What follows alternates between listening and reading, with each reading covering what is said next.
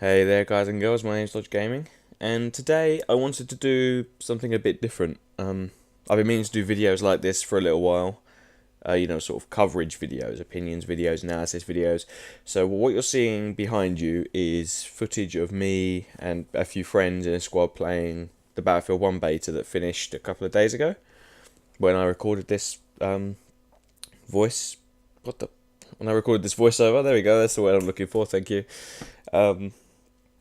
I just want to talk about it. I want to talk about the Battlefield 1 beta. I want to talk about what I think about it because I've played quite a lot of Battlefield over my gaming life. I played Modern Combat 2 on, was it the 360 or the original Xbox? I think it must have been, oh shit, was it the 360 or the original Xbox Modern Combat 2? Now, Modern Combat 2 must have been the original Xbox, I think. I played a lot of that. I played Bad Company 2 a lot. I love that game. That game is probably, maybe just edges it as my favourite still. I completely skipped Battlefield 3. I don't know why. There must have been something else out that I was playing a lot of. I might actually have to have a look out and see what was released at the same time as Battlefield 3, because I can't remember why I didn't play it. I had it, I bought it, I remember playing it on release day, and then never playing it again. So, yeah, but Battlefield 4 is a completely different story. I got that with the Xbox One when I bought it. Got Battlefield 4, and I think at the moment I'm sitting somewhere between 800 and 1,000 hours on Battlefield 4 on console. I don't play shooters on PC really, because all my friends play Xbox, so there's that. But I just want to talk about the Battlefield 1 beta. I played a lot of the Battlefield 1 beta. I got to level 20 something. I don't actually remember what. I think it was like 26. So I played a fair bit of it. I just want to talk about it because there's a lot of things that people were moaning about. There's a lot of things that I found annoying. I'm not saying I didn't enjoy the beta. I love the beta. I'm definitely getting the game. The game's going to be fun. But there's some things that need to be ironed out and cleared up, I think. So, yeah, so I'm going to be attempting to cover it here. So first and foremost, as I've already covered it really, did I like the beta? Yeah, I loved the beta. I really did. I played it on my own a couple of times and it wasn't quite as fun. So that hasn't changed from previous Battlefields. It's better with friends. But when I was playing with friends, we had a great time. Really did. I killed so many hours on it when we were playing as a group. Even though there was only one map and limited weapons, I played a lot of it, so that's a good sign. But first up, I want to talk about the changes between Battlefield 4 and Battlefield 1 that I noticed. I probably have missed some. I love playing games. I am a gamer, but I don't pick holes in games very often. So I've probably missed a couple of things that differ. But if I have missed anything, put something in the comments and tell me what you think about it. So, what were the differences that I noticed first and foremost? Firstly, the graphics. Battlefield 4 looked stunning, to be fair. It was one of the first games out on Xbox One, and it's also a past-gen game, so they had limited experience with the console, and they had to cater for last-gen as well. So, it's the same boat as other shooters like Destiny and Titanfall had, where they were limited in what they could do to optimize the game for Xbox One. So Battlefield 4 had a very, very choppy and frankly shocking launch. Battlefield 1, there was zero glitches inside the beta. I didn't experience, aside from beta glitches, like menus taking a while, connectivity problems, I didn't actually experience any game breaking glitches. I didn't experience much latency, lag. The massive problem on Battlefield 4 was something to do with the latency between players, where you would, on your screen, be around the corner, but they would still have shot you and killed you because on your screen you hadn't rounded the corner yet, so you weren't behind cover. I didn't notice that in Battlefield 1 too much. It happened a couple of times, but I think that was, again, connection-based issues, because even though you're both connecting to a server, dedicated server, if the connection between the server and the other person is still choppy, you're still going to have an issue getting used to the players. Dedicated servers don't solve connection issues. They help connection issues, help level them out, make it more of a level playing field, but they don't solve them completely if the other person still has a shocking connection. So a couple of times I did experience a couple of people rubber banding. I don't think I have any footage of it. Otherwise, I'll pull it up if I do. I've experienced some rubber banding. I experienced a couple of times where I got shot around a corner when I shouldn't have. But in general, over the 10-15 hours I put into the demo, a pretty flawless experience, to be fair. I had I think I had one time where my start menu locked up and I had to reset the beta. But what I'm saying is Battlefield 4 had a shocking launch. You were getting shot around corners, there was lag, there was rubber banding, there were, in Conquest, jets at times were borderline unflyable because of the rubber banding. It was awful. So bad. And that wasn't my connection, because all the other shooters I played were fine, so it's just a Battlefield 4 problem. Some of the guns were glitchy, guns wouldn't load in your hands, reloading sometimes locked up, you didn't get the reload animation sometimes. It was just so weird. Battlefield 1 doesn't seem to be plagued with any of these issues, and if what I experienced in the demo, or the multiplayer demo, beta, whatever, carries over to the final game, we will be in for a treat, really. It should be a flawless launch. I mean, Star Wars Battlefront, and I hate to make the comparison because they are relatively similar, these two games, Star Wars Battlefront and Battlefield 1 do feel and kind of look the same-ish. Battlefront had a pretty good launch, so they've had a decent track record of it. EA. I don't know about DICE. I can't remember if DICE made Battlefront. I'm going to check after I've recorded, and then I'll confirm or something in the video, some text. But they've had a pretty good track record recently, so here's hoping. Next up is the radar. I don't know how many people noticed this, or how many people who are watching this even played Battlefield 4. But on Battlefield 4, if you shot your gun, you'd show up on the radar, unless you had a silencer, which meant that especially on Rush, but not so much on Conquest because it didn't matter so much, but on Rush, silencer was almost a must if you were playing assault class, or if you were using a PDW or an assault rifle. Silencer was almost a must, because it made flanking impossible without a silencer. As soon as you fired a shot, everyone would just turn around. I like games where you shoot and appear on the radar because it helps your awareness, but at the same time, on Rush, flanking and taking alternate routes is crucial to winning if you're against a good team, because they'll get camped up and you can go up behind them, get a few kills, and bug out again, basically, if you had a silencer on. It made silencers, at least for me and the people I played with, it made silencers almost a guarantee on whatever automatic weapon they were using. It was less important on single DMRs, shotguns, snipers, etc., but on assault rifles and PWs it was it was crucial, and that has changed with Battlefield 1. When you fire your gun, you don't appear on the radar unless they've got a specific piece of gear that spots people. You don't appear on the radar whether you've got a silencer or not when you fire your gun. You only appear on the radar when you're spotted. Now, at first, I wasn't sure I liked this change because it skewed my awareness a little bit when I was playing, obviously, when I was running around and someone came up behind me after killing two of my teammates. On 4, that wouldn't have been an issue because I would just turn around and shot him, but on this it was. But it also works in your favour. So when you're on a flank and you don't have a silencer and you're behind 4 of them, you can just start shooting them. And unless they've got very good awareness or they're in a squad, they're not going to know you're there. It's as simple as that, because it's the same as all shooters. The game prompts you, tells you what direction you're being shot from, but it doesn't really help too much because it's kind of hazy, it's a general direction, and they're probably already concentrated on shooting someone else or covering an objective or something, so you've got the upper hand already. And yeah, I think I really like this change. Again, I haven't seen too much coverage on it, so I'm not entirely sure how many people even noticed, but I noticed it, and I really like the change. It's a really good change. It's a proactive change on the part of DICE. It's a proactive change. It changes the routines a little bit. It changes the mentality of the game. I mean, we've talked about the radar. We've talked about the steady launch, but there's a couple of bad points. There's a couple of bad points, right? It's a beta, and generally speaking, a game developer will release more than one map for a beta.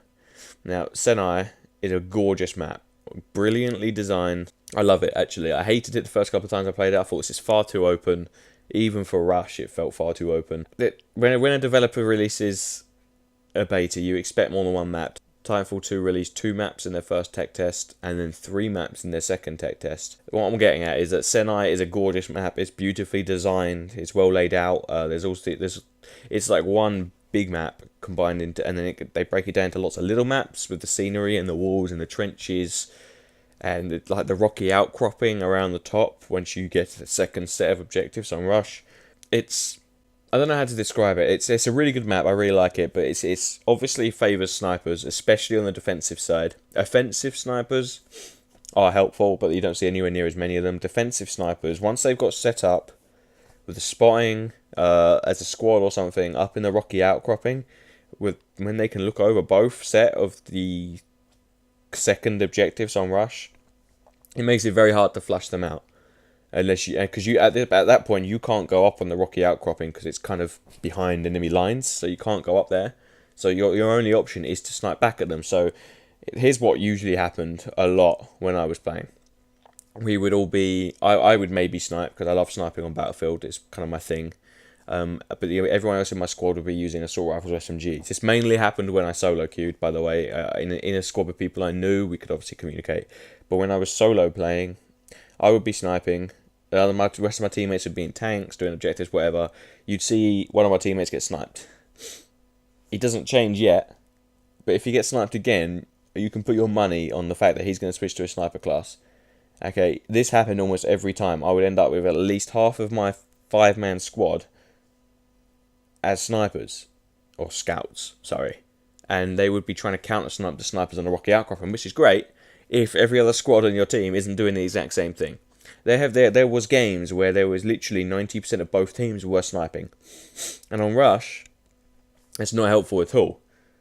They seem to have toned the difficulty down on sniping since Battlefield 4, and I will get to that in a minute as well.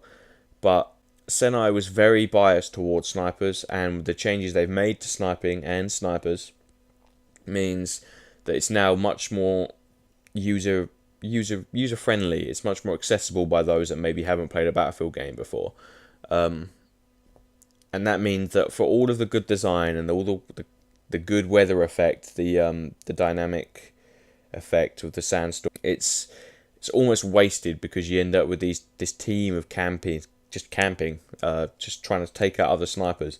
Sniping's fun, but it's not the only thing to play in Battlefield, and it's arguably one of the least useful in certain points, and Senai is one of those points because the objectives after the second set are completely sniper useless. Okay, you've got the first set, which is out in the open. You could probably have some success with sniping. The second set is less out in the open, but it's directly under the rocky outcropping, which makes it easy pickings for anyone sitting up on those ledges. The third set is in the middle of this rocky outcropping, so if you're up there, you're easy pickings because people are going to be coming up the archway to kill you. It's just going to happen. And the final sets of objectives are in the houses. It's really hard to see anyone when you're sniping. So it's like, why do so many people end up sniping? This may be a mentality type thing that not everyone had a problem with, but I feel like it's something that I had a problem with when on the teams I was playing and the teams I was playing against. There was times where I was getting fucking body shot from everywhere. I wasn't even getting headshots. As in, I wasn't getting headshotted, sorry. So, like, I would see 3 sniper glints up on the rocky outcropping, up on the mountain bit, and then all of a sudden I'll be dead because they'd all shot me. And it's like, it takes some of the fun out of playing a game when everyone decides to snipe. Now, this isn't a problem, this is the map, and people will realise once the game comes out fully that they don't want to lose, because often the defending team that were all sniping did lose because they weren't PTFRing. They just weren't doing it. So this is going to be less of a problem when the game comes out, I think and hope.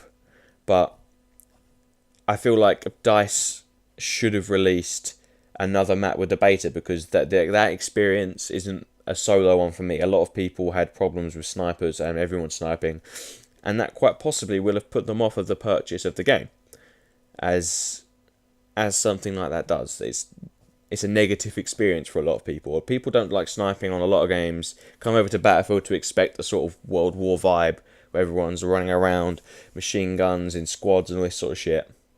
They've heard from their friends that it's a super realistic experience.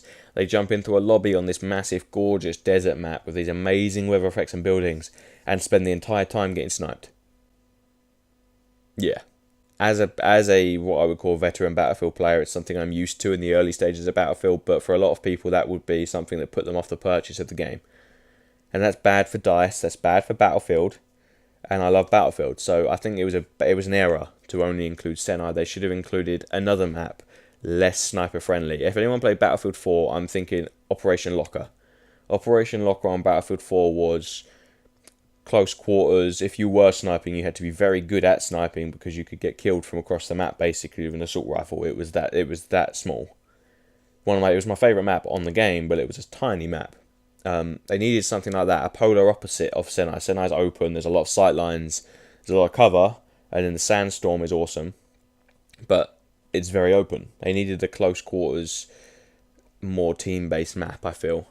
That's all I wanted to say. I think I've stretched that out for a little bit longer than it should be. I think my voiceover's on about 17 minutes at this point, but it's whatever. Now, last but not least, well, actually not quite last. We'll see what else comes into mind. The comparisons between Battlefront and Battlefield 1 are warranted. Okay, because you load up Battlefield 1, you walk in, you see these amazing graphics that remind you of Battlefront. If you've played Battlefront was a success in so many ways. It looked incredible, it felt incredible. Okay, and it was very committed to the idea of the Star Wars universe with the designs and the map layouts and all this sort of stuff. And even the aesthetic details on the maps. And Battlefield 1 has a lot of the same graphical brush to it. It's got the same similar sort of motion blur when you're moving. It's got, I don't know how to put your finger on it, but if you were to play Battlefront and jump to Battlefield 1, you'd instantly see you wouldn't be like me. You'd be able to see the comparisons. I didn't play a lot of Battlefront. I played a little bit. I don't own it. I had a friend that owned it, and we chilled around his and played it. And even then, I haven't played Battlefront for months at this point, obviously, because I don't own it. And I could see the comparisons between that and Battlefield 1. Do I think this is a bad thing? No, I don't. Battlefront did bad things by not including a single player, really, by not including more maps at launch, and by not committing enough to its core game modes, by releasing 8 or 9 game modes, 7 of which were borderline some of the worst game modes I've ever played at the time. I don't even remember what they were. Battlefield 1 will not have these issues. It will have Rush, Conquest, and maybe another game mode if they've decided that they need it. But in reality, Conquest and Rush are all they need, along with the hardcore examples of these modes, and probably TDM. I don't know who plays TDM on Battlefield. I can't say I've ever played it, really, but some people like TDM, so I don't think it's a bad thing to be compared with Battlefront. Like I said, they did a lot of things well. It was a technological success. The maps were amazing. The vehicles were gorgeous. There were a couple of things wrong with it, like the air combat was borderline awful, but they can't get everything right.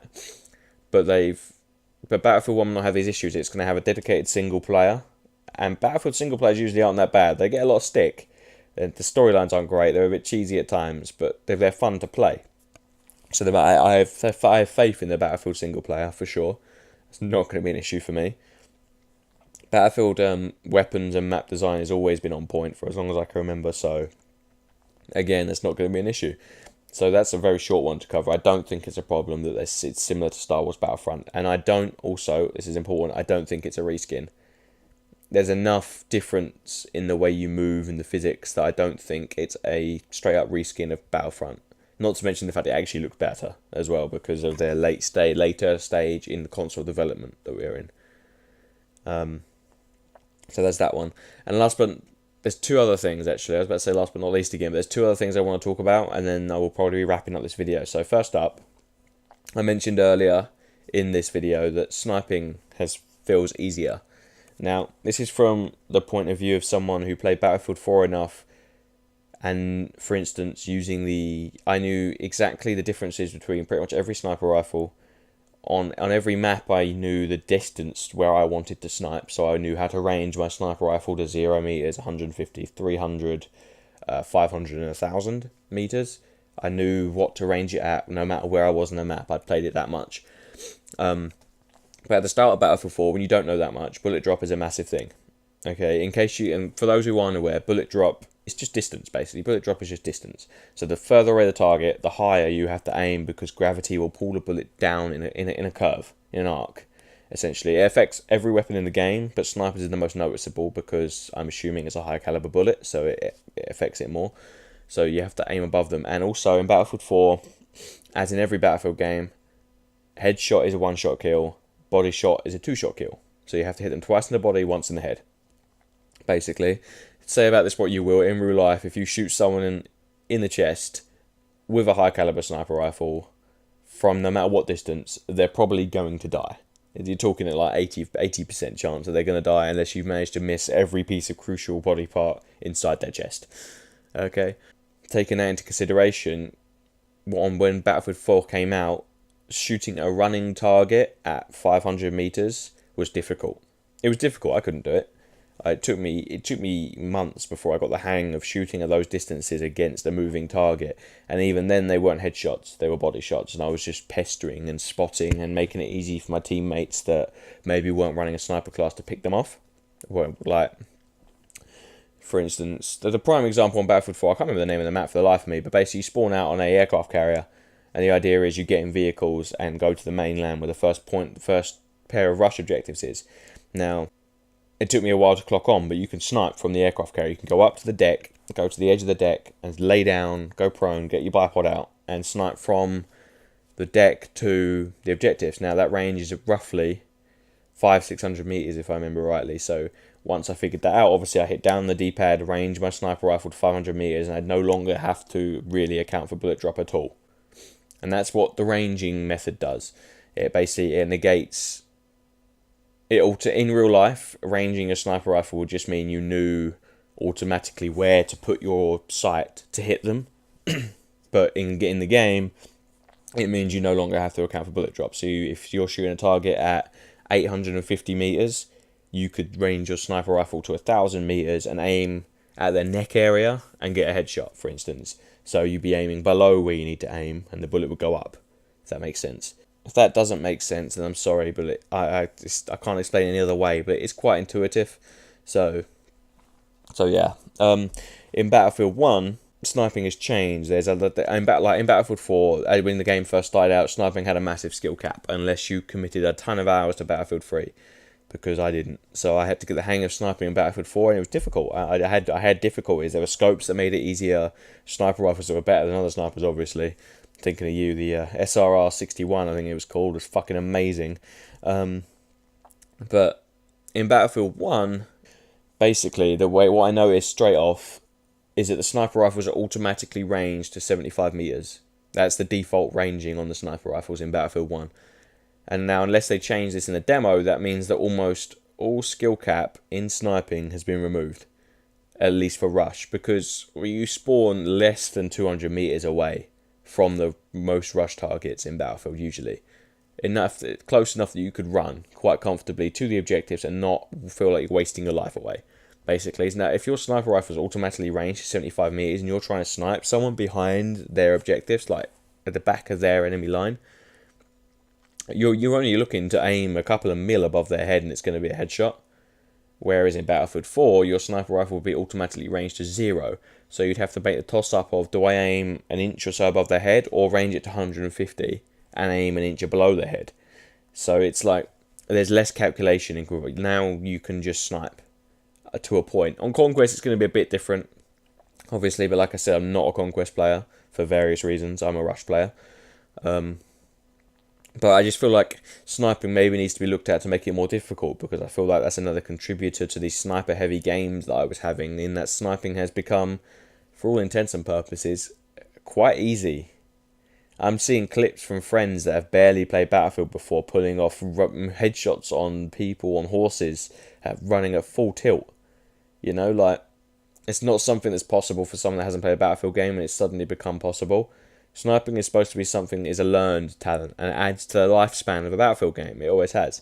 It's a learned talent. It's something you get better at until you're at the point where you're such a credit to your team that you feel like it's time well spent.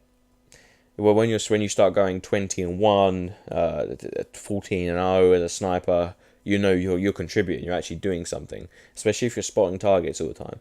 In Battlefield 1, if that task has become that much easier, the game is going to be plagued by snipers at the start. But that's all I wanted to say on the subject. I'm not gonna. That's one of the few bad things I had to say about the beta. I feel like sniping was much less harder than on other Battlefields, and that's that. The final topic I want to talk about, and this video has become much longer than I wanted, so apologies. If you've made it this far, be sure to leave a like and subscribe, and let me know what you think in the video if you had any problems with the beta. Last up is tanks. Now, it always takes me a while in a Battlefield game to get the hang of vehicles. Battlefield 4 it didn't happen for a while, but it got to a point where I was good enough in any vehicle to use it comfortably and not feel like I'm being a detriment, basically. Because I was one of those people in Battlefield 4 that committed time to getting every single attachment, rocket, gun, for everything, basically. So I had all the attachments for every gun, and all the attachments and guns for every vehicle. So I spent a lot of time using these vehicles to get these upgrades and these unlocks. So I got very good with every vehicle. In Battlefield 1, the first time I jumped in a heavy tank, I went 25-0. And the first time. I've been in the tank as a gunner before, but the first time I drove a heavy tank, I went 25-0. And I haven't played a Battlefield game in months. I stopped playing Battlefield 4 a long time ago. Probably well before Christmas at this point, and we're in, what, September? So I reckon it's been a year since I touched Battlefield 4. And the first time I jumped in a tank, I go 25-0. And I didn't even move. This is contributed down to two things. One, the infantry classes do not have enough ways of removing vehicles, of removing vehicles from combat. The assault class has anti-tank mines and TNT or dynamite. You can just about destroy a tank if you land a hit with every single one of both. So you have to land all 2 or 3 of your anti-tank grenades, and you have to land all of the C4 to destroy the tank.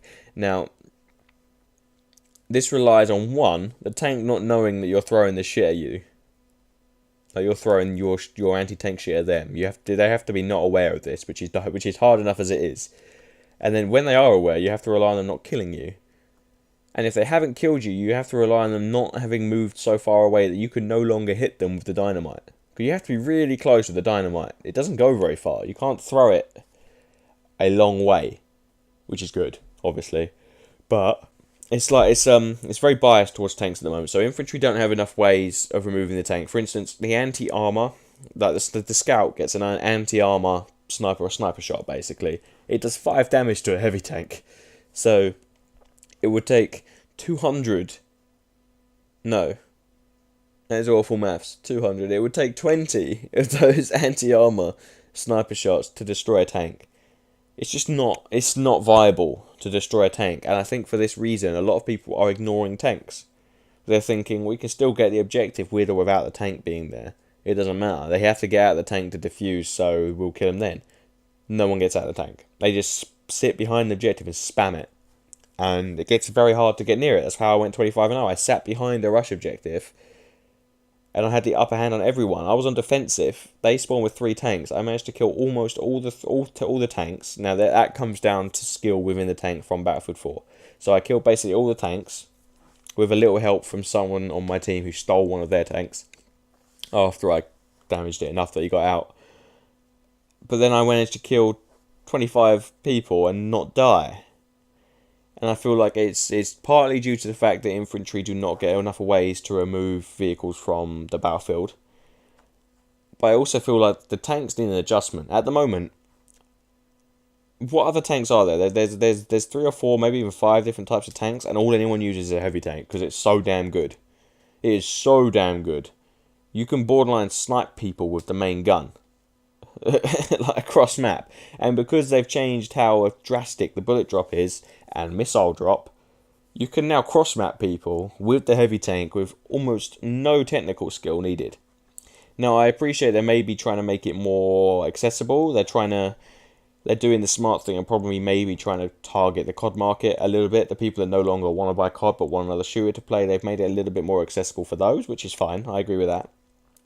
But I do not want someone that's played COD all their life coming into Battlefield and jumping on a 20 kill streak in a tank. It's not supposed to happen. You're supposed to... It's it's a learning curve, and it's something I feel like they haven't addressed within the beta. Tanks were overpowered in the beta. There's almost no arguing with it. Heavy tanks took 2 or 3 men to destroy because of the rate they move relatively quickly. Relatively, considering it's supposed to be a heavy tank and it's on rush, they move pretty quickly.